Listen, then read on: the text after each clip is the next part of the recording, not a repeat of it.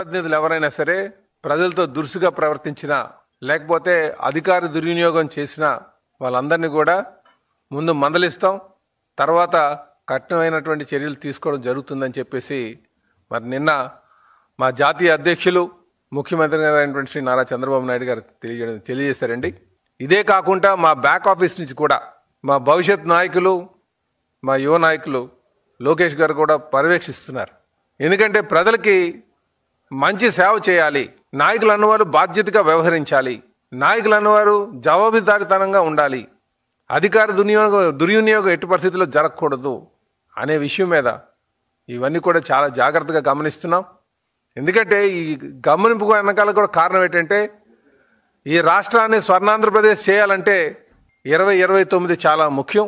కనుక 2029 దృష్టిలో పెట్టుకొని ఎటువంటి తప్పు జరగకుండా అలాగే స్వర్ణాంధ్రప్రదేశ్ లక్ష్యాలు చేరుకునే విధంగా ఈరోజు ముఖ్యమంత్రి గారు గమనిస్తున్నారని చెప్పేసి మీకు తెలియజేస్తున్నాం.